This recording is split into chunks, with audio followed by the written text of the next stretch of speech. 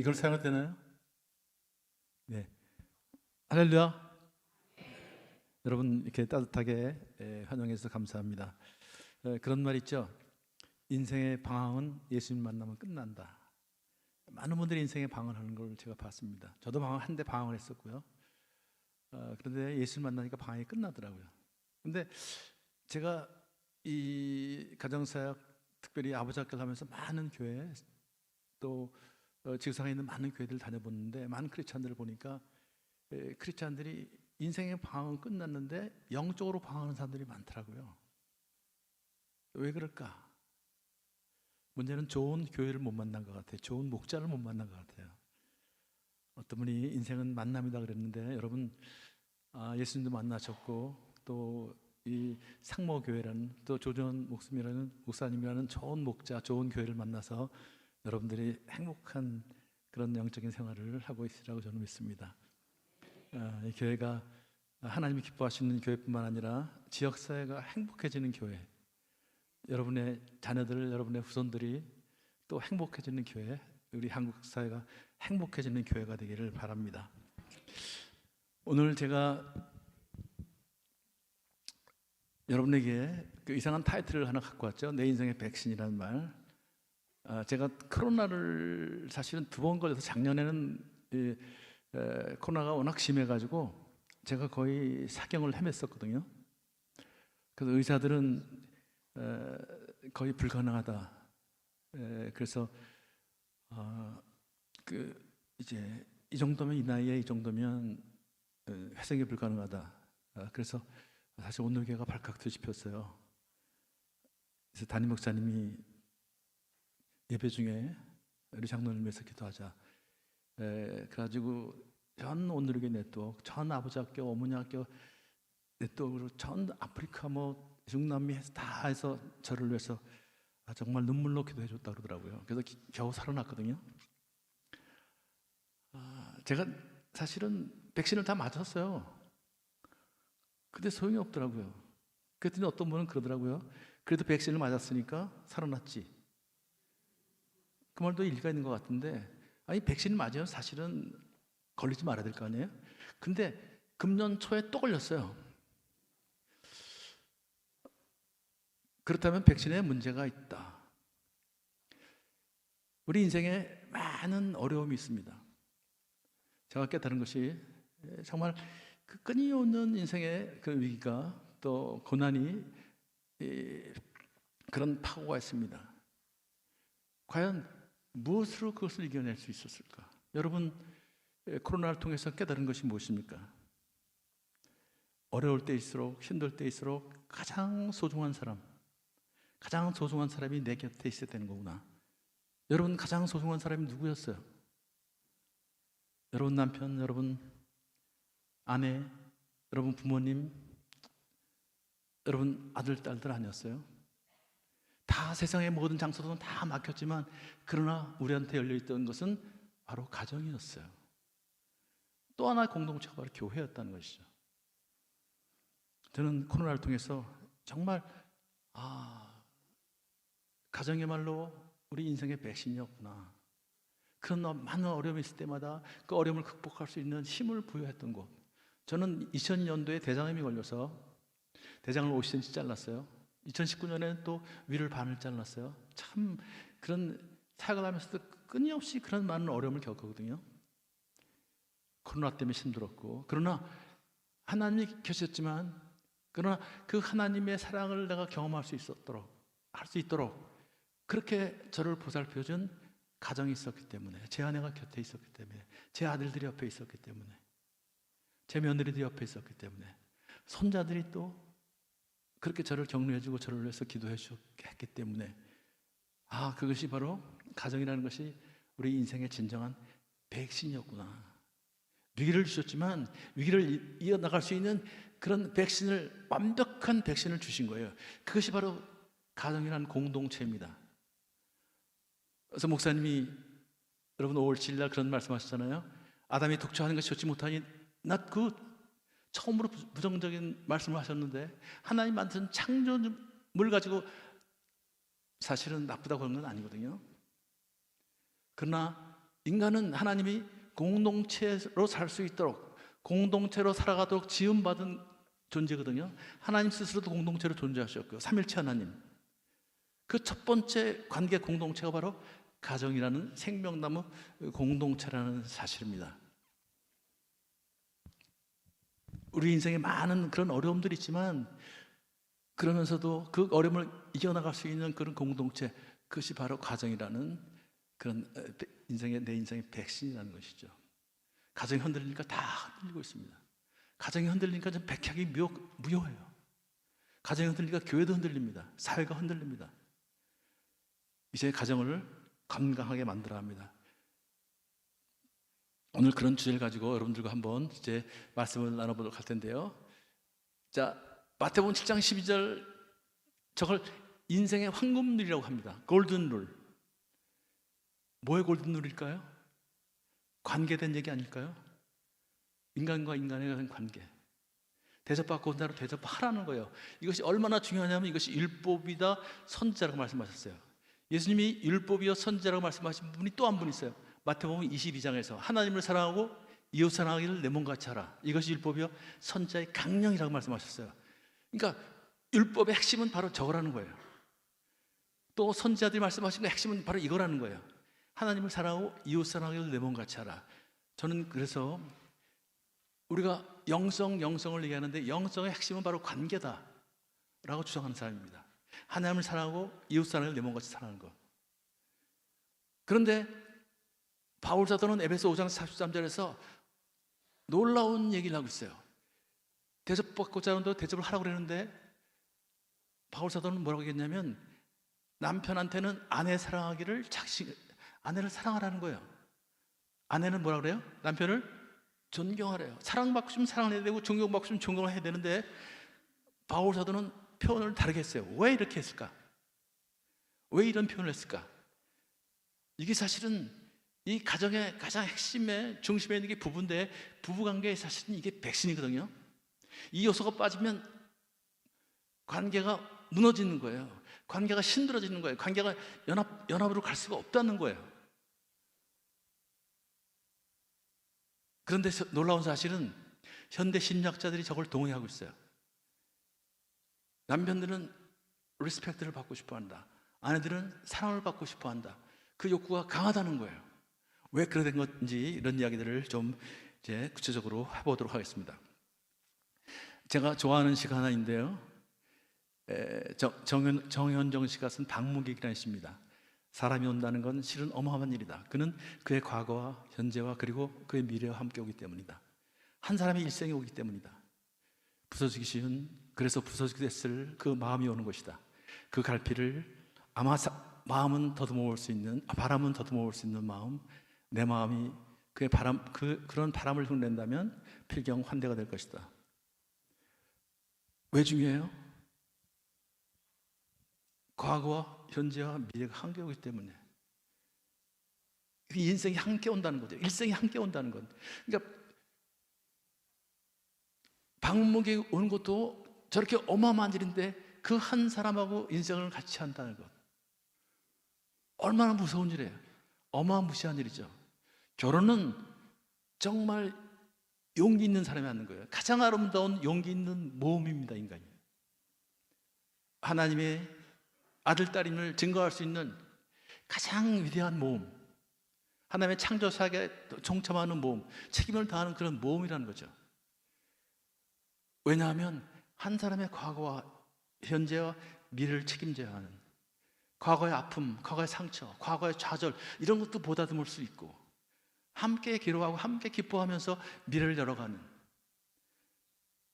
가장 위대한 만남, 이것이 바로 결혼이 아닐까요? 여러분, 인생에서 가장 중요한 것이 뭐예요? 사랑이죠. 사랑 때문에 울고 사랑 때문에 죽기도 하고요. 성경도 한 단어로 딱 요약하면 하나님은 사랑이시라. 사랑이 중요해요. 그런데 여러분 가만 생각해 보세요. 사랑은 관계 속에 싹 트는 거거든요. 그냥 싹 트는 게 아니거든요. 죄송합니다. 사랑은 반드시 관계에 싹 튼다. 관계가 없는 사랑은 없어요. 관계가 없는 사랑을 우리는 짝사랑이라고 그러죠. 가슴 아픈 사랑, 병든 사랑. 인간의 사랑은 반드시 짝이 있어야 돼요. 관계에서 짝 트는 거예요. 그러나 우리를 짝사랑하는 사람, 짝사랑할 수 있는 유일한 분이 한 분 계세요. 그분이 누굴까요? 그분은 하나님이세요. 하나님은 사랑 그 자체이시니까 우리 인간을 계속 짝사랑하고 계세요. 우리가 등을 돌려도, 우리가 배신을 하더라도 그분은 여전히 우리를 바라보고 계세요. 여전히 우리를 기다리고 계세요. 그분은 사랑이시니까. 그러나 인간의 사랑은 관계에서 짝튼다. 그래서 이렇게 정의를 내릴 수 있습니다. 관계가 철로라면 인생은 사랑은 그 일을 오는 열차다. 그러니까 기차가 전복하는 이유는, 사랑이 깨진 이유는 철로가 뒤틀렸기 때문에, 관계가 깨졌기 때문이에요. 그러니까 나는 너를 사랑하지 않는다, 그러니까 이혼하자, 끝장내자, 그건 거짓입니다. 관계를 회복하면 되는 거예요. 우리는 관계 맺는 법을 몰라요. 이 관계를 회복하는 거예요. 하나님은 그런데 그걸 다 우리한테 가르쳐 주셨어요. 우리는 자꾸만 새로운 걸 찾아요. 코로나 하면서 제가 제일 싫었던 말이 뭐냐면 뉴노멀이란 말. 뉴노멀이란 말 들어보셨죠? 뉴노멀, 새로운 기준. 그러나 우리 크리스찬들은 뉴노멀이 아니라 지저스 노멀, 예수님의 노멀을 예수님의 기준을 찾아야 되는 거예요. 근데 자꾸만 우리가 세상의 노멀, 뉴노멀, 새로운, 자꾸만 이 문화에 따라서, 환경에 따라서 새로운 노멀을 추구한다. 이게 잘못된 거예요. 우리가 갖고 있는 이제 지저스 노멀이 있어야 한다는 거죠. 바로 오늘 성경 말씀이 그래서 중요한 거예요. 우리가 성경 말씀을 쓰고 읽고 하는 게 바로 항상 지저스 노멀, 하나님의 노멀을 우리가 알아야 하니까, 그렇게 살아가야 하니까. 또 많은 사람들이 행복을 추구합니다. 행복도 중요하죠. 그러나 진정한 행복은 어디서 올까요? 여러분, 맛있는 걸 먹으면 행복하죠? 근데 원석을 먹으면 행복한가요? 차라리 굶는 게 낫죠. 누가 먹어야 돼요? 사랑하는 사람은 먹어야 되는 거 아니에요? 그래 맛있잖아요. 그래 라면 한 그릇 먹어도 행복하잖아요. 여러분, 우리 연애할 때 뭐 돈이 없어도 그냥 콩나물국 하나 놓고도 같이 나눠 먹어도 맛있었잖아요. 행복했잖아요. 그러니까 뭘 먹느냐가 행복한 게 아니라 사실은 누구하고 먹느냐가, 그것이 더 중요한 거예요. 그래서 행복도 관계에서 온다는 거죠. 또 요즘에는 성공을 추구하는 사람들이 많습니다. 성공도 중요해요. 옛날엔 성공이 IQ가 좋아야 한다, 지적인 능력이 좋아야 한다, 그렇게 얘기했어요. 그 다음에 나온 얘기가 EQ, 이모셔널 쿼션, 감성이 좋아야 한다. 그래서 여성들이 사회에 굉장히 빠른 속도로 진입하는 이유가 뭐냐면 여성들이 이모셔널 쿼션이 높기 때문에 그런 거예요. 감성 지수가 높기 때문에.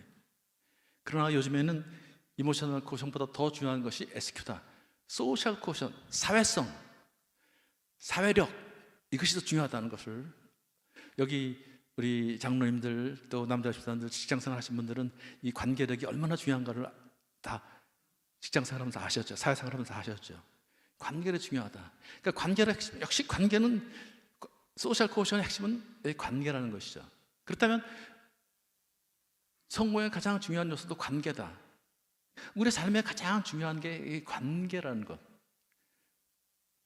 그러니까 여러분, 관계하는데 우리가 인생에서 가장 중요한 것 중에 이게 관계라면 우리가 관계 방정식을 알아야 되거든요. 관계 방정식을 예수님은 설명해 주신 거예요. 우리가 대접받고 대로 대접해라. 부부관계 핵심은 뭐냐면 사랑과 존경이다. 왜냐하면 관계는 적응과 반응으로 이루어지거든요. 여러분, 학생들 뭐 2차 방정식 뭐 이런 거 배우죠? 근데 어른들한테 한번 물어보세요. 2차 방정식이 인생 사는데 도움이 되셨어요? 저 학교 가는데 도움이 됐지만 인생 사는 데는 전혀 도움이 안 됐잖아요. 정말 인생 사는 데 도움이 되는 건 뭐예요? 관계 방식이에요. 인생 방정식을 알아야 되는 거예요. 그러니까 여러분, 누구하고 관계가 깨졌다는 얘기는 접근을 잘못하거나 반응을 잘못하거나 둘 중에 하나예요. 여러분이 접근 안 하면 상대방이 반응을 할 수가 없어요. 접근할 때 반응을 하면 상대방도 접근을 또 못 할 수가 없어요. 그러면 관계가 이루어지지 않는 거죠. 그래서 예수님은 바로 이 얘기를 하신 거예요. 대접받고자 한 대로 대접하라. 이것이 율법이요 선지자니라. 하나님에 대한 접근, 하나님에 대한 반응. 이게 신앙 아니에요? 인간에 대한 접근, 인간에 대한 반응. 이 관계라는 거죠. 그런데 인간은 감정의 존재라 감정이기 때문에 감정대로 되게 반응을 하는 거예요. 그러니까 상대방이 접근을 기분 좋게 하면 감정이 좋으니까 기분 좋게 반응을 하는 거예요. 근데 기분 나쁘게 접근하면 상대방이 감정이 상하니까 기분 나쁘게 또 반응할 수밖에 없는 거예요. 그러면 관계가 깨어져요. 그러니까 감정이 상하면 관계가 깨지고, 감정이 좋으면 관계가 좋아지고, 또 관계가 나빠지면 감정이 나빠지고, 이거 감정과 관계는 정비례한다는 거죠. 그러나 인간은 하나님이 감정만 준 것이 아니라 자유의지를 주셨어요. 우리 마음에 자유의지가 있어요. 이게 무슨 얘기냐면, 여러분도 들었겠지만 하나님이 창세기에서 아담한테 이렇게 명령하셨죠. 선악을 알게 하는 나무의 열매를 먹지 마라. 먹으면 죽는다. 이런 말씀하셨어요. 이야기는 무슨 얘기예요? 내가 너한테 먹을 수 있는 자유, 안 먹을 수 있는 자유, 절대적인 자유를 줬다는 거예요. 그런데 만일 네가 먹는 자유를 택하면 너는 자유를 빼앗긴다는 거거든요. 먹지 않는 자유를 택한다면 너는 내가 만든 창조주사 안에서 창조주를 다스리면서 살 수 있다는 거예요. 그것이 영생입니다, 사실은요. 근데 인간은 감정에 따라서 먹는 거예요. 보암직도 하고 몸직도 하고 지혜 없게 할 만큼 탐스러운지라 뱀이 와서 하와의 감성을 건드리는 거예요. 감정에 따라 먹는 거예요. 어떤 때는 우리가 감성이 우리 삶을 풍성하게 만들지만 모든 걸 다 감성대로 따라가면 안 된다는 거예요. 근데 21세기에 와가지고요, 감성시대가 오면서 계속 감성을 부추겨요. 느낀 대로 살라는 거예요. 네가 아침에 여자면 여자고 오후에 남자면 남자고, 감성지상주의. 이걸 인권이라고 또 가장을 해요. 이게 다 거짓입니다, 사실은요. 이 창조 질서를 무너뜨리는, 하나님은 그렇게 말씀하신 적이 없어요. 인간은 그래서 감정에 따라 먹는 자유를 택했기 때문에 결국은 자유를 빼앗긴 거거든요. 여기 학생들 중에서도 그런 생각하는 사람도 있을지 모르겠어요. 왜 하나님이 그러면 선악과를 만들었을까? 그런 질문 들죠? 왜 하나님이 선악과를 만들었을까? 한번 생각해 보세요. 자유라는 거예요. 여러분이 이 구미에서 제일 복잡한 사거리 한번 차를 몰고 간다고 생각해 보세요. 차들이 막 왔다 갔다 하는데 나는 자연이다 그래서 말이죠, 그냥 달려보세요. 그럼 어떤 일이 벌어져요? 사고 나죠. 다치거나 죽거나. 그 얘기는 무슨 얘기예요? 자유를 빼앗긴다는 얘기예요. 자유를 빼앗기는 거예요, 그게요. 빨간불이 들어오면 서야 되는 거예요. 내가 쓰면 자유를 빼앗긴 것 같죠?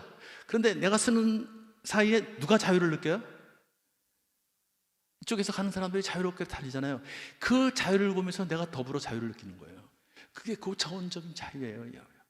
이게 관계 속에서 하는, 이게 질서라는 거죠. 그래서 교통질서라는 말을 쓰는 이유가 바로 이거예요. 교통질서는 뭘 보고 지켜요? 신호등 보고 지키는 거 아니에요. 선악을 알게 한 다음에 열매는 바로 하나님의 권위를 말씀하시는 거예요. 이걸 너희들이 만약에 네 마음대로 감정에 따라 먹으면 너는 자유를 잃어버린다. 왜요? 창조 질서가 무너지기 때문에. 그래서 우리는 자유를 빼앗겼어요. 그래서 예수님이 이 땅에 오셔서 한 일, 첫 번째 일이 뭐예요? 가장 중요하셨던 게 뭐예요? 영혼을 구하는 거예요. 사실은 이 세상에서 제일 중요한 일이 무엇이었냐면요, 예수님은 요한복음 8장에서 이렇게 선언하셨어요. 진리를 알지니 진리가 너희를 자유케 하리라. 여러분과 저에게 진정한 자유를 주시기를 원하셨어요. 그래야 우리가 적절하게 반응할 수 있기 때문에. 우리는 그 죄성 때문에 끊임없이 엉뚱하게 반응하고 격렬하게 반응하고, 이게 다 무너지는 거예요. 관계가 깨져요. 그래서 가정이 어려지고 세상이 어려지고요. 이게 지금 우리 세상의 문제가 싸움이거든요. 우리가 예수님을 깊이 만나야 할 이유가 바로 여기 있다는 거죠.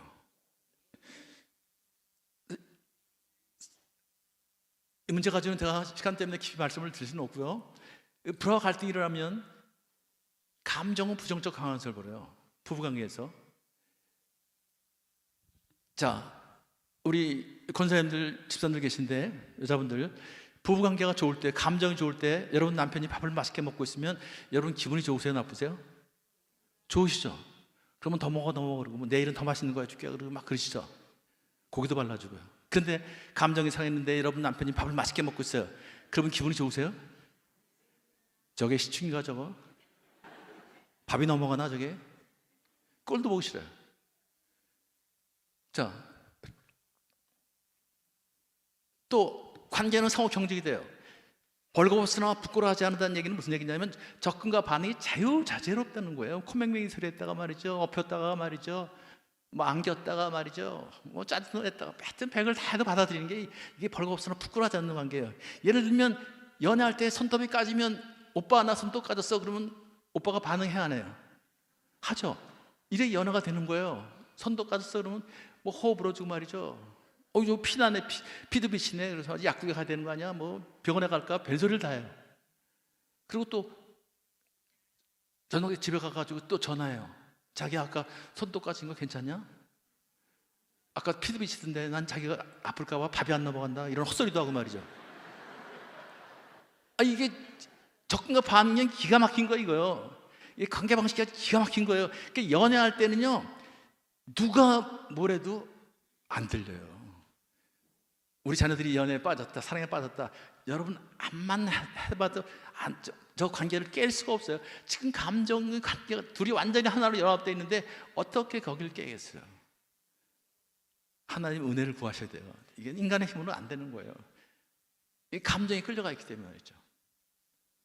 그런데 자, 관계가 깨졌는데 손톱 까진 얘기 할 수 있어요? 못하는 거예요. 했다가 말이죠, 야, 너 손 없냐? 내가 그렇게 한가한 사람이냐? 네가 병원에 가보면 되는 거 아니야? 그것까지 내가 책임져야 되냐? 그러면 인생이 무너지는 거예요. 삶의 의미가 무너지는 거예요. 살기 싫은 거예요. 그러니까 아예 차라리 말을 안 하게 되는 거예요. 그래서 장만 관계가 더 깨어지는 거예요. 그러면서 감정이 점점 상하는 거예요. 저 관계 방식이 깨어지면서 그런 생각이 드는 거예요. 처음에는 다 이상적인 남자, 이상적인 여자라고 그래요. 저와 제 아내도 대학 캠퍼스 커플을 만났거든요. 굉장히 이상적인 여자더라고요. 근데 살다 보니까 이상한 여자더라고요. 관계 방식이 이게 엉망이야 이게요. 천사인 줄 알았더니 나중에 뭐 투사예요. 이거 내가 잘못 봤나? 근데 그게 아니라 관계 방식에 문제가 있었던 거예요. 이거 우리가 누가 배운 적이 없어요. 우리가 저걸 어디서 배웠어요? 우리 아버지가 하던 대로 하는 거 아니에요? 우리 어머니들이 하는 대로 하는 거 아니에요? 제가 아버지 학교 첫날 주제가 이거거든요. 아버지의 영향력. 근데 많은 아버지들이 나와서 하는 얘기가 뭐냐면 나는 아버지처럼 살기 싫었습니다. 그런데 아버지와 똑같은 인생을 살고 있습니다. 왜요? 관계 방식이 똑같잖아요. 인생 방식이 똑같잖아요. 여러분은 이걸 조심하셔야 돼요. 나는 이렇게 살았는데 내 자녀들이 이렇게 살기를 원치 않는다면 관계 방식을 바꿔야 되는 거예요. 예수님 말씀 가르쳐 주신 대로. 이게 제자 훈련이에요, 사실은요. 이게 제자 훈련이에요. 이걸 살아내는 거예요. 어머니 마찬가지고요. 저걸 바꿔야 돼요. 그래서 아인슈타인이라는 분 여러분 다 아시잖아요. 아인슈타인이 뭐라고 했냐면 똑같은 방식을 반복적으로 하면서 다른 결과가 나오기를 기대하는 사람은 정신병자다. 아니, 접근과 반응을 똑같이 하면서 새로운 인생이 전개된다고요? 새로운 삶이 온다고요? 헛소리예요. 신앙이 달라진다고요? 헛소리예요. 이걸 바꿔야 되는 거예요. 예수님이 마태복음 5장 여러분 산상수훈 끝자락에서 뭐라고 말씀하셨냐면 누군가가 오른뺨을 치면 어떡하래요? 왼뺨을 돌려대요. 여러분 보세요. 자, 누가 오른뺨을 치면서 접근을 했어요. 그럼 감정이 상해 안 상해요? 상하죠. 그럼 우리는 그동안 어떻게 했어요? 같이 오른뺨을 쳐야 됐잖아요. 심지어 오른뺨 치고 왼뺨을 또 쳐야 기분이 좀 풀리는데 예수님은 왼뺨을 치면 누가 오른뺨을 돌려대라. 은혜의 시대에 새로운 관계 방식을 제시한 거예요. 이게 예수님의 시대와 율법의 시대하고 다른 거예요. 율법의 시대는 어떻게 했어요? 눈에는 눈, 이에는 이 그랬는데 예수님은 새로운 관계 방식을 제시한 거예요. 예수님은 저렇게 사시고 가르치시고 그렇게 떠나신 거예요. 그런데 그렇게 살라고 말이죠. 근데 우리는 계속 우리 아버지가 한 대로, 사회가 요구하는 대로, 사회 문화대로, 그래서 우리 인생이 안 달라진다는 거예요. 제가 얼마 전에 읽은 글 중에서 가장 가슴 아픈 글이 뭐였냐면 1940년대에 한국에 오셔가지고 20년 동안 이 선교하셔서 미국을 떠나신 그 미국 선교사님이 이런 얘기를 하셨어요. 한국 크리스찬들은 대부분, 내가 보니까 대부분 교회 다니는 이교도들인 것 같다.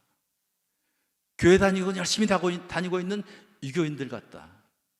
왜요? 관계 방식이 하나도 변하는 게 없어요. 관계 방식이 하나도 변한 게 없어요. 이걸 바꿔야죠. 그래야 우리 가정도 살아나고, 그래야 교회가 세상에 영향을 줄 수 있다는 거죠. 그죠? 그래서 아버지께서 목숨을 걸고 하는 게 이거거든요. 그래서 responsibility, 우리는 책임을 지는 사람들 아니에요. 교회 여러분 부모로서 책임이 있고 말이죠. 사회인으로 다 책임이 있잖아요. 여러분 직장의 책임을 영어로 responsibility라고 그러는데, 이 responsibility는 합성어거든요. response plus ability. 저게 무슨 얘기냐면 response가 반응이거든요. ability는 능력 아니에요? 그렇다면 무슨 얘기예요? 반응하는 능력. 어떻게 반응하느냐? 반응은 여러분한테 달렸다는 거예요. 예를 들면 우리 인생은 끊임없는 자극이 오잖아요. 내가 통제할 수 있는 자극이 있어요. 제가 암이 걸렸어요. 그럼 내가 어떻게 통제하겠어요? 갑자기 교통사고가 났어요. 어떻게 통제하겠어요? 갑자기 연쇄부도로 맞아서 어떻게 통제하겠어요? 그럼 내가 어떻게 반응하냐는 거예요. 감정대로 반응하냐요? 세상의 기준대로 반응해요? 아니라는 거예요. 하나님이 가르쳐 주신, 예수님 말씀하신 지저스 노말로 반응하라는 거예요. 그 말씀에 근거해서 반응하라는 거예요. 그래야 관계가 변하고, 그래야 내 삶이 달라진다는 거죠. 이걸 사실 우리가 놓치고 있었다는 거. responsibility, 책임을 많이 얘기하면서 책임을 너무 거창하게 얘기했죠. 자, 인생의 주기가 있는데 30년은 준비하는 30, 30년은 성공을 추구하는 30, 마지막은 의미를 추구하는 30이죠. 처음 30년은 가정과 학교에서 보내죠. 두 번째 30년은 가정과 직장에서 보내죠. 세 번째 30년은 가정과 사회에서 보내고, 우리 활동 무대는 계속 이동이 돼가지만 우리가 계속 몸담고 있는 것은 바로 가정이라는 것. 그래서 가정을 우리의 인생의 베이스 캠프다. 30년 처음, 우리 자녀들은 처음 30에 있어요. 인생을 준비하고 있어요. 지금요. 학교에서 가정을 왔다 갔다 하잖아요. 가운데 30년은 있는 사람들은 이제 부모를 떠나서 배우자와 함께 살면서 자녀들을 양육하고 있죠. 두 번째 30년, 두 번째 때쯤은 이제 자녀들이 우리 곁을 떠나고, 조금 있으면 부모님이 떠나고, 마지막 30년 누가 남아요? 부부가 남잖아요. 그러니까 부부가 시작하고 마지막에 부부가 남는다는 것. 그래서 우리 인생에서 가장 중요한 파트너는 바로 부부라는 사실을 저걸 보면 금방 알 수 있다는 거죠. 그래서 가정은 인생의 베이스 캠프다. 가정은 국가의 심장이다. 심장이 머무르면 끝나는 거예요. 가정은 우리 국가의 심장입니다. 지금 한국 사회의 문제가 뭐예요?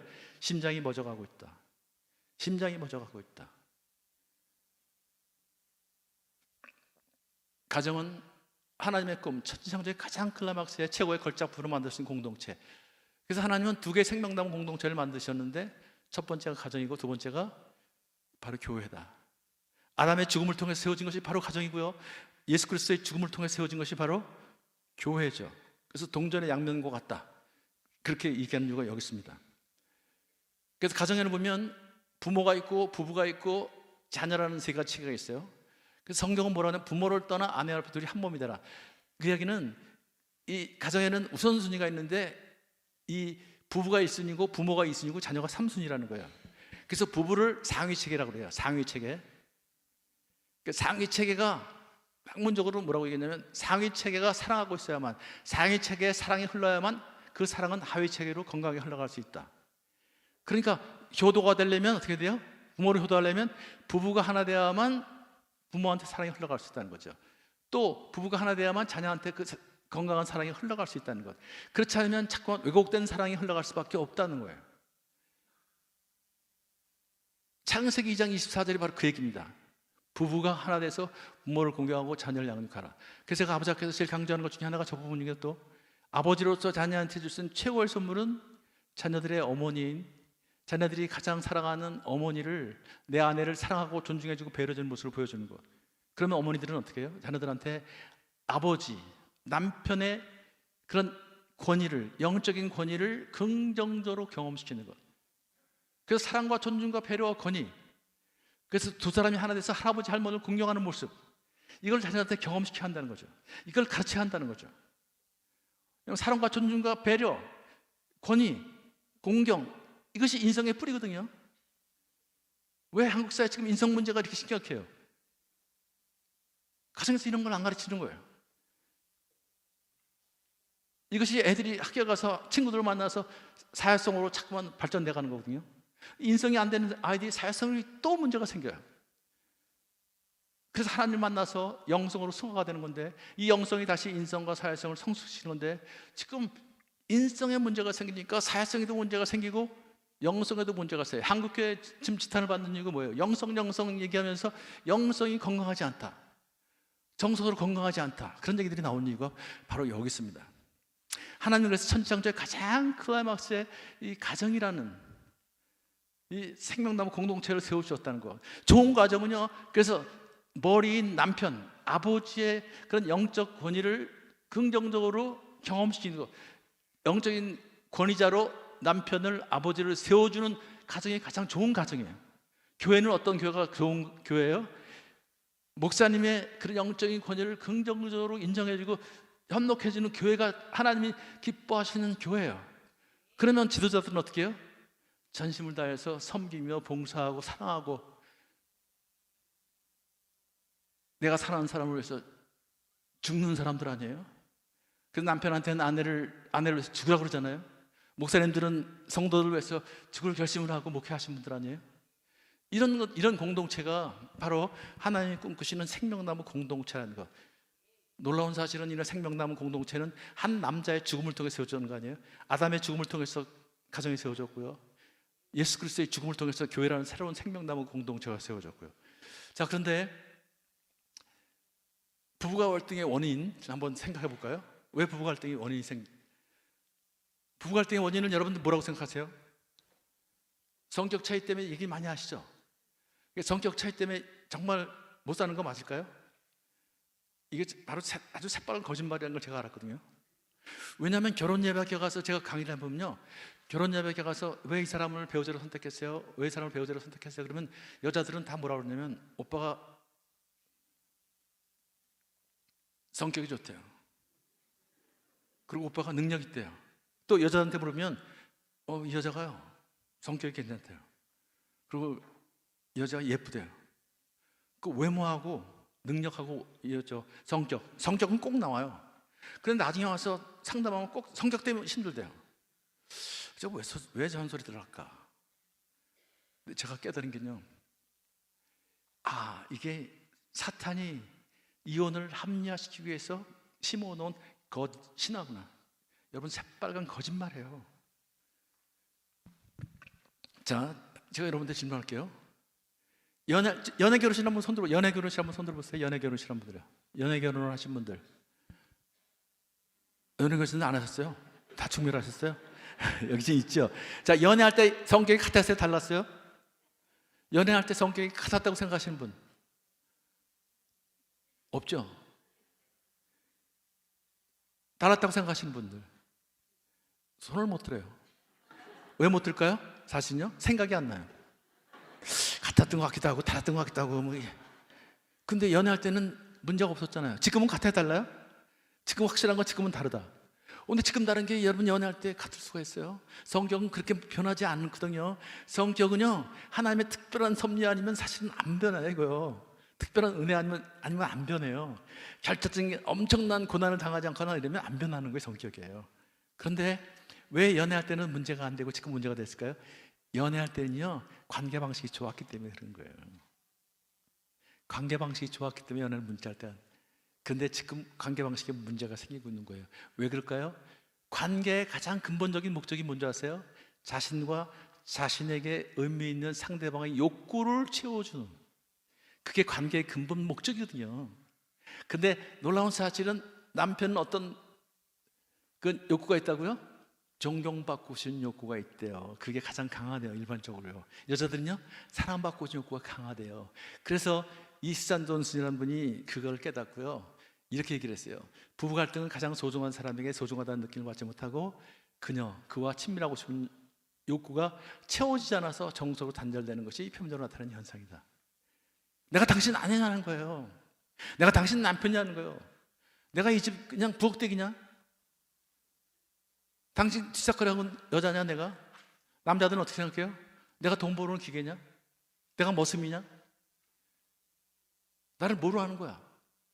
이게 채워지지 않고 있다는 거예요. 그래서 갈등이 일어난다는 거예요. 성적 차이가 아니라. 8살짜리 9살짜리 눈에 비친 엄마 아빠의 모습. 엄마는 괴물이고요, 아빠는 불쌍한 사람. 근데 여러분, 연애할 때도 괴물이었나요? 엄마가? 괴물하고 연애 누가 해요? 연애할 때는 어땠을까요? 엄마는 천사였어요. 아름다운 숙녀였어요. 아빠는 연애할 때도 불쌍한 남자였나요? 그럼 불쌍한 남자하고 누가 연애하겠어요? 연애할 때는 어떤 남자였어요? 멋진 기사였어요. 멋진 신사였어요. 늠름한 신사였어요. 그런데 8년 만에 누가 저렇게 만들어놨어요? 누가 괴물로 만들어놨어요? 누가 불쌍한 남자로 만들어놨어요? 물론 사회적인 문화도 있고요, 여건도 있고요, 또 안에는 상처나 뭐 이런 것도 있을 거예요. 그러나 그런 상처가 있음에도 불구하고, 또 사회적인 여건이 있음에도 불구하고, 하나님께서, 결혼이라는 것은 하늘에서 맺어지고 땅에서 완성되어가는 소중한 열매거든요. 하나님의 창조적인 아이디어에 의해서 만들어진 이 결혼이라는 제도가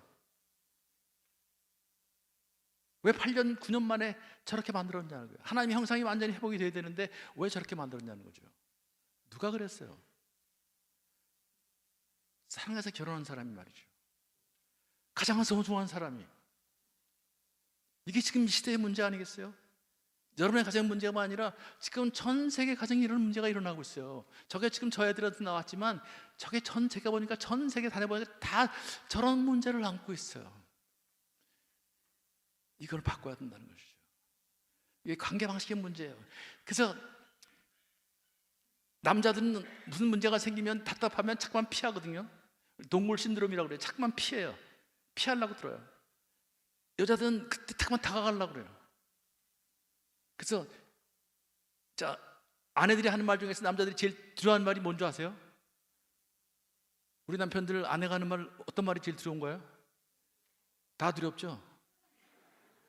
솔직히 얘기해서 제일 두려워하는 말이 뭐냐면, 여보 얘기 좀 하자래요. 여보 얘기 좀 하자. 여기 좀 앉아봐. 그러면 남자들은 가슴이 철렁하대요. 어떤 정시가 닥터는요, 뇌가 녹아내리는 줄 알았대요. 머리가 하얘지더래요.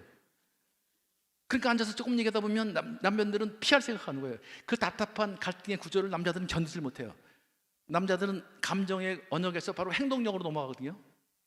감정의 문제가 생기면 행동력으로 넘어가요. 그러니까 물건을 집어던져 피하는 거예요. 그래서 처음엔 싸우다가 나중엔 피해요. 그러면서 뭐라고 하냐면, 여보 미안해 그러는 거예요. 그래서 피하는 거거든요. 여보 미안해 그래요. 그러면 아내들이 그냥 넘어가요? 뭐가 미안한데? 그것도 따져요.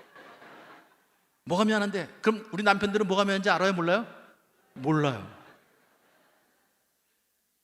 그러니까 어떤 분들은 또 이렇게 얘기하는 거예요. 여보 뭐가 미안한지 몰라서 미안하다. 다음에 내가 잘할게. 그리고 도망가는 거예요. 도망치는 거예요. 그러니까 아내는 자꾸만 괴물이 돼가는 거예요.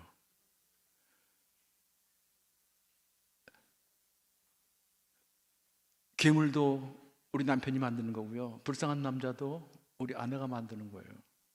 이걸 바꾸셔야 돼요. 여러분, 연애할 때 왜 가장 아름다워요? 결혼할 때 왜 가장 아름다워요? 왜 이렇게 늠름해요? 환상적인 한 쌍이에요. 그땐 사랑받고 존경받는 최고의 모습. 근데 결혼해서 그보다 더 멋있어야 되는 거 아니에요? 그런데 불과 8년, 9년 만에 저렇게 바뀌고 있다는 걸. 이거 바꿔요. 사랑과 존경 꼭 기억하세요. 그래서 자, 참 바울 사도는 놀라운 얘기를 한 거예요. 저거요. 우리 아내 여러분, 여러분 남편을 꼭 리스펙트 해주세요. 근데 제가 아버지께서 요즘에 들은 이야기 중에 가장 가슴 아픈 얘기 뭔지 아세요? 아버지들이 이런 얘기를 해요. 집에 가면 또 다른 직장사가 나를 기다리고 있는 것 같습니다. 집에 갖고 싶겠어요? 안 갖고 싶겠어요? 또 다른 직장 상사가 나를 기다리고 있는 것 같다. 여러분 남편들을 그렇게 무시하지 마세요. 여러분 무시한다고 생각하지 않지만 여러분 말투나 말하는 게 말이죠, 아이들 다루듯이 그렇게 다루지 마세요. 여러분 남편들도 굉장히 외로운 분들이에요. 얼마나 힘들어요. 직장생활 하면서 거기 살아남기 위해서 리스펙트 해줄 필요가 있어요. 그리고 제일 좋은 건요, 반응을 좀 예쁘게 해주세요. 반응을 좀 예쁘게 해주세요. 연애할 때 얼마나 반응을 예쁘게 해줬어요. 와, 오빠가 최고다 말이죠. 아니, 언젠가 제 아내가 갑자기 말이죠. 제 방에서 컴퓨터 작업을 한참 하고 있는데 갑자기 오더니요. 저 기름병을 따달래요. 혼자 잘하더니 갑자기 가서 따달라길래 왜 그랬더니 안 따진대요. 줘봐. 그래서 딱 따니까 금방 따지더라고요. 그랬더니 갑자기 와, 잘 딴다 그러더라고요 저한테. 그래서 갑자기 제가 와는 똥숨 아니야. 근데 그걸 들고 나가면서요 그러는 거예요. 역시 난 당신이 있어야 돼. 그러면서 콧노래를 부르시 나가는 거예요. 저거 너무 오버하는 거 아니야 지금? 근데 머리로는 다 알지만요, 제가 지금 뭐가 움직이고 있어요? 마음이 움직이고 있잖아요. 감정이 좋아지고 있잖아요. 감정은 뭘 일으킨다? 반응을 일으키잖아요. 제가 어떻게 했을까요? 컴퓨터를 다 끄고요, 복에 가서 여보 뭐 좀 따줄 거 없어? 뭐 도와줄까? 우리 아내 여러분 좀 지혜롭게. 남자들은 단순해요 사실요. 단순하게 좀 다루세요. 남자들은 칭찬, 신뢰, 인정. 왜냐하면 심리학자들이 그런 얘기를 해요. 인간은요 그 원초적인 두려움이 있는데 남자들은 무시당하는 것에 대한 두려움이 있고 여자들은 버림받음에 대한 두려움이 돼요. 원초적인 두려움이요. 제가 가만 보니까 이게요 에덴 동산에서 추방당하면 생긴 두려움이더라고요. 아담은요 에덴 동산을 경영하는 최고의 경영자였잖아요. 하루아침에 일꾼으로 전락하는, 얼마나 힘들었을까. 그 무시당하는 것에 대한 두려움이 있어요. 하와는요 버림받음에 대한 두려움. 그렇게 너는 내 뼈 중에 뼈, 살 중에 살이라고 그렇게 아름다운 사랑의 고백했던 사람이 그 입으로 뭐라 그래요? 당신이 주신 여자가 저 여자가 먹으라 해서 먹었습니다. 하루아침에 어떻게 너 같은 걸 만났냐 그 소리 아니에요? 너 없으면 죽는다 그러는 사람이 맞아. 그 버림받으면 두려움이 있다는 거죠 이게요. 인간이요. 그래서 우리가 끊임없이 아내들은 남편을 인정해주고 신뢰해주고 칭찬, 지지해주고 말이죠. 남편 여러분 아내를 염려주고 배려주고 관심. 그러니까 아내를 여러분이 말려 죽이려면 여러분 침묵하세요. 무관심하세요. 그게 문제예요. 우리 남자들은 자꾸만 침묵을 택해요. 자꾸만 피해요. 피하면 피할수록 아내들은 괴물이 되어갑니다. 꼭 안아주세요. 이게 아버지께서 가르쳐 주는 거예요. 아내 얘기를 잘 들어주세요. 꼭 안아주시고요. 자, 그 소통을 얘기하고 이제 마칠게요. 소통이라는 것은 생명 유지의 필수적인 산소를 로맨스라는 심장에 운반하는 혈액이다. 게리 토마스가 유명한 얘기인데요. 소통의 가장 중요한 수단은 대화라는 거. 그러니까 관계가 사실은 이 관계 어떻게 보면 또 이 욕구가 있지만 이 소통을 통해서 관계를 돈독히 할 수 있는, 더 강화시킬 수 있는 거기 때문에 이 소통이 굉장히 중요한데, 소통의 가장 중요한 그 수단은 대화라는 거. 뭐 눈빛을 주고받는 거, 손을 꼭 잡아주는 것도 다 이것도 소통의 수단이죠. 대화라는 것은 마주대해서 이야기를 주고받는 거, 듣고 말하고 관계가 성장하는 것. 듣고 말하고 관계가 성장하는 것. 그러니까 대화를 하면 우리가 정보를 주는 대화를 많이 하지만, 그러나 실제로 대화는 듣고 말해서 관계가 성장하는 것이라는 거. 근데 관계가 깨어지면 곤란하잖아요. 존 가트맨이 이런 얘기를 했어요. 부부가 이혼하는 이유는 싸움의 내용 때문이 아니라 싸움 방식, 즉 대화 방식이다. 아주 의미심장한 얘기죠. 근데 우리는 뭐 갖고 싸워요? 내용 갖고 싸우지 않나요? 부부 상담하면 제가 부부를 부르거든요. 그럼 부부가 제일 먼저 하는 얘기가 뭐냐면, 장로님 잘 좀 들어보시고요, 누구 말이 맞는지 좀 판가름해 달래요. 누구 말이 맞을까요? 두 사람 다 말이 맞아요. 근데 뭐가 문제예요? 싸움의 방식에 문제가 있어요. 대화의 방식에 문제가 있는 거예요. 이 접근과 반응의 패턴에 문제가 생긴 거예요. 자, 우리 아까 접근과 반응 얘기 때 우리 자녀들 여기 있죠? 우리 학생들, 여러분 아버지나 어머니가 얘기하면 맞는 말 하세요? 틀린 말을 하세요? 맞는 말 하시죠? 들으면 기분이 좋아요? 나빠요? 나쁘죠? 고개를 애들이 절레절레 흔들잖아요. 보세요. 내용은 맞는데 지금 뭔가 방식이 잘못됐다는 거예요. 그래서 에베소 6장 4절에 우리 자녀들 여기 있으니까 자녀들 양육할 때 자녀 양육의 한 일이 뭐냐면 자녀들을 주의 교훈과 훈계로 양육하라고 그러죠. 여러분 다 주의 호응과 훈계로 좋은 말만 다 하시잖아요. 성경에 있는 말 다 골라서 하시고요. 그런데 주의 교훈과 훈계로 양육하는 것보다 더 중요한 단서가 하나 있어요. 그게 뭘까요? 자녀를 노엽게 하지 말고, 자녀를 노엽게 하지 말고. 근데 우리는 방식이 틀렸어요. 거기에 문제가 있는 거예요. 그러면서 애들이 딴짓을 하면, 야 엄마가 틀린 말 했어, 대봐. 근데 될 게 있어요, 없어요? 될 게 없죠. 맞는 말 하는데 뭘 될 게 있어요? 근데 지금 방식에 문제가 있다. 이거를 바꿔야 되는 거죠. 그래서 그 얘기를 하고 이제 마칠게요. 자, 나의 감정과 욕구를 정중하게, 이건 여러분들 배웠을 거예요. IMS라는 거. 잘 관찰하고 내 감정을 얘기하고, 또 그 당시에 감정을 얘기하고, 나의 욕구를 얘기하고, 부탁하라. 이런 얘기. 뭐 아이들이 늦게 들어, 왜 이렇게 늦게 들어왔어? 그러지 말고, 오늘도 또 몇 시에 들어왔네. 요즘에 계속 좀 늦는데 엄마가 걱정이 됐어. 내 감정을 얘기하는 거예요. 엄마는 몇 시까지는 몇 시까지는 들어왔으면 좋겠어. 엄마 나하고 같이 밥도 먹고 얘기도 하고 싶어. 그렇게 해주지 않을래? 이렇게 부탁을 하는 거죠. 부부간도 마찬가지죠. 그러니까 저런 거는 사실은, 그래서 아까도 목사님하고 제가 말씀드렸지만, 이 구미 상목교회 이런 가정사역이 좀 일어나서 이런 것들을 좀 실장할 때 좀 배워야 되거든요. 그래서 저런 걸 훈련하는 거예요. 내용보다 더 중요한 건 말투고요. 말투보다 더 중요한 건 표정이라는 거예요. 우리는 내용을 얘기하지만 내용이 차지하고 있는 비중은 7%밖에 안 된대요, 여러분요. 말투가 차지하는 비중이 38%고요. 표정이 55%래요. 그러니까 표정이 좋아야 되는데, 우리 아버지들은 표정이 또 어떻게 해요? 점점 화난 표정이거든요, 다. 근엄한 표정. 그러니까 애들이 벌써 주눅이 들어가지고 벌써 도망갈 기회만 노리고 있는 거예요, 이게. 그러니까 이 표정도 바꾸고 말투를 바꿔야 된다는 거죠. 그리고 요 반응할 때는요, 반영, 인정, 공감이라는, 한번 따라서 할까요? 반영. 이것만 잘해주면 돼요. 반영은 뭐냐면 있는 그대로 비춰주는 거예요. 여러분 모습을 있는 그대로 비춰주는 게 뭐죠? 여러분 모습을 있는 그대로 비춰주는 게 뭐예요? 거울이죠. 거울 매일 보시죠. 우리 학생들 거울 자주 보죠. 왜 거울을 봐요? 여러분 예쁘게 멋지게 보이려고 말이죠. 단정하게 보이려고요. 그런데 거울이 여러분한테 뭐라 그랬어요? 야, 너 학생이 그렇게 머리를 그렇게 하고 다니면 되냐? 당신 권사가 그런 옷 입고 다니면 돼? 아니 몇 년 동안 화장한 사람이 그런 화장을 그거라고, 옷이 그것밖에 없냐? 뭐 만약에 거울이 그러면 여러분 그걸 어떻게 하시겠어요? 깨버리죠. 그걸 왜 놔둬요, 그거요? 그냥 조금씩 이렇게 바로 주먹이 나간다 그러잖아요. 바로 대화라는 게 그런 거예요. 그러니까 예를 들어서 아이들이 그런 얘기 잘하죠. 가끔마다 나 학교 가기 싫어. 그런 얘기 한 적 있어요, 없어요? 있죠? 나 가기 싫어, 공부하기 싫어. 그럼 부모님들이 뭐라 그래요? 이게 정신 나갔나 이게?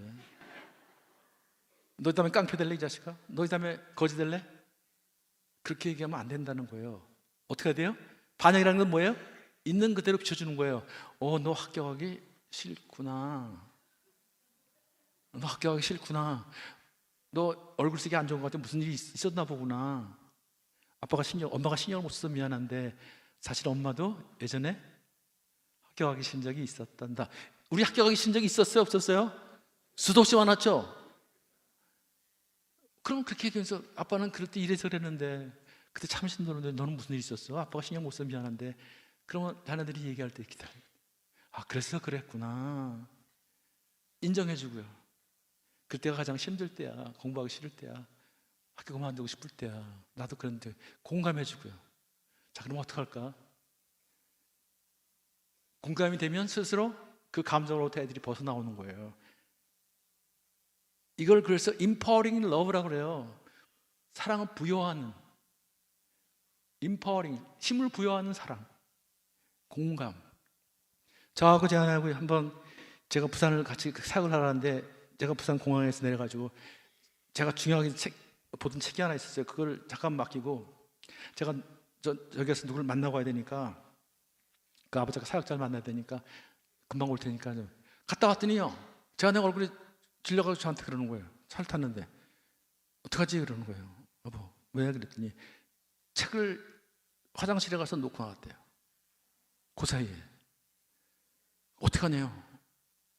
옛날 같으면 제가 어떻게 반응했을까요? 그걸 머리라고 두고 다니냐? 내가 그렇게 중요하다고 얘기했는데 그걸 그 사이에 그또 갖다 놓고 와? 가서 찾아와 그랬을 텐데 제가 뭐라고 그랬을까요 그때요? 잊어버렸어? 괜찮아. 다 잃어버려도 돼. 나만 안 잃어버리면 돼. 제 아내 눈에서 눈물이, 제가 그때 그 손을 꼭 잡고서요 얼마나 미안한지 몰라요. 그 책이 뭐 중요한 거라고 말이죠. 그거 가지고 아내를 잡아요. 그런 거 가지고 애들을 잡아요. 근데 제가 최근에 읽은 책 중에서 여러분도 한번 시간 되면 한번 꼭 보세요.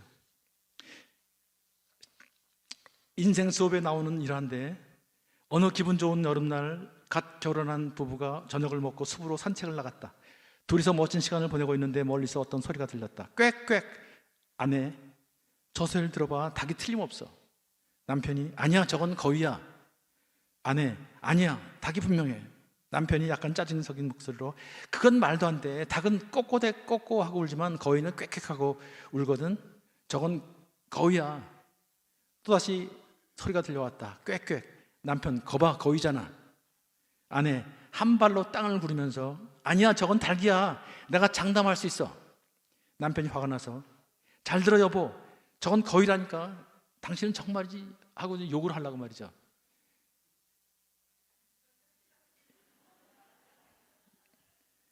남편이 입에 담아서는 안 될 말을 내뱉으려는 찰나 또다시 꽥꽥하는 소리가 들려왔다.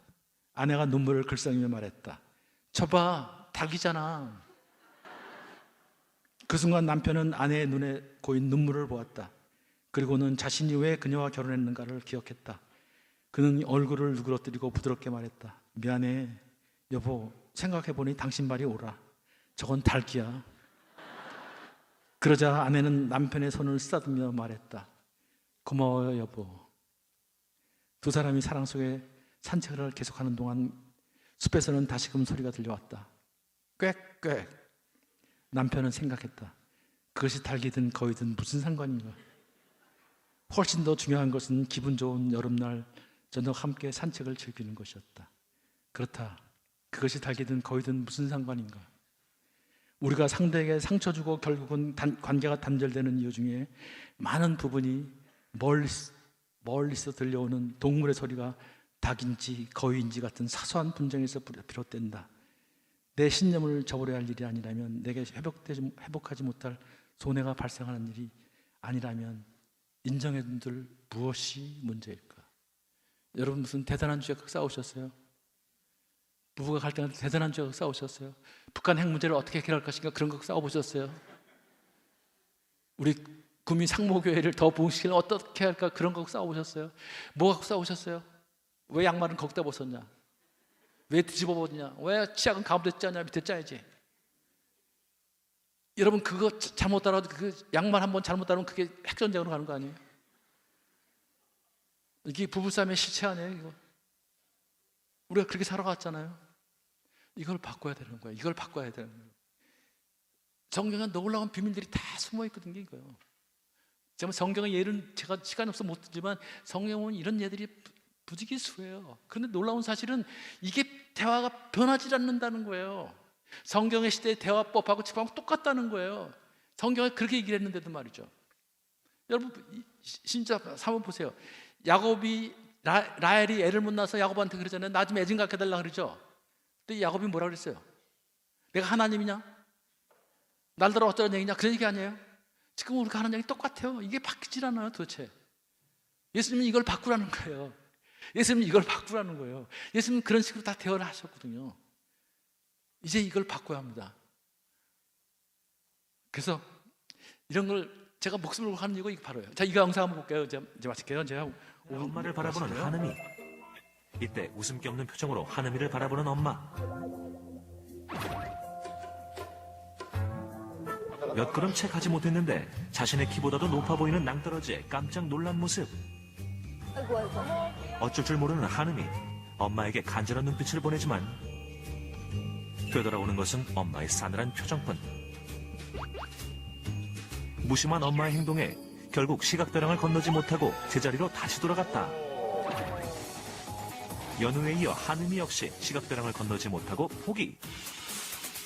아이들은 무표정한 엄마의 얼굴을 보는 즉시 제자리로 돌아갔다. 엄마가 편안하게 웃는 표정을 짓는다면 아이들은 어떨까? 조금 전 실험과는 달리 한박 웃음을 짓고 있는 엄마. 엄마의 행복한 미소를 보자 덩달아 기분이 좋아진 연우. 그러나 이때 연우의 눈앞에 보인 것은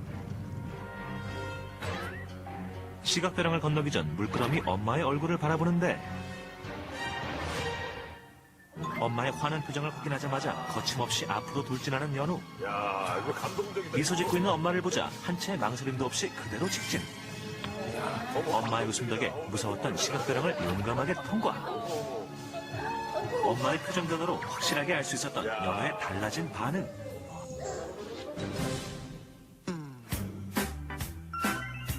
이번엔 한은이의 차례.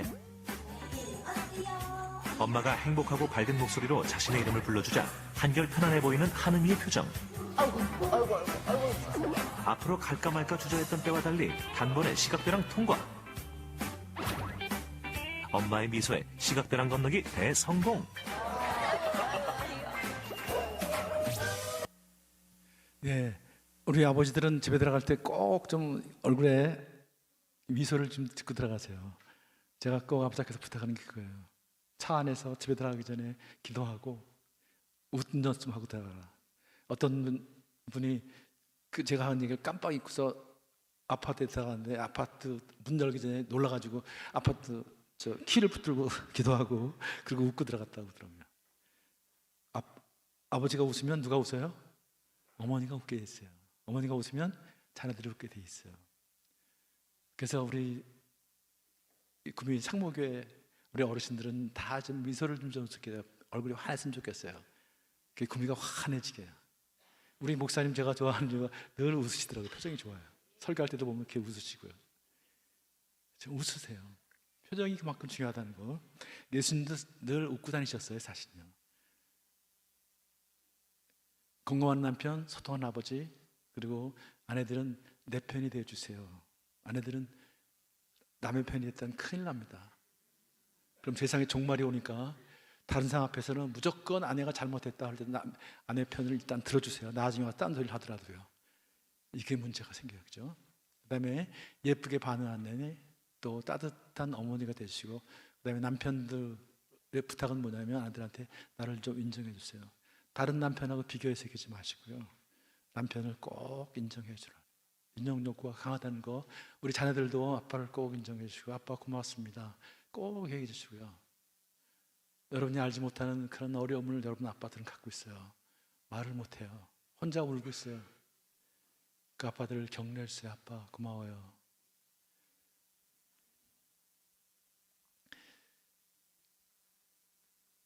웨스트민스터 대성당에 이런 묘명이 있답니다. 난 젊었을 때 이 세상을 바꾸고 싶었다 하지만 실패했다. 내가 나이를 좀 더 들고 나라를 바꾸고 싶었다 하지만 실패했다.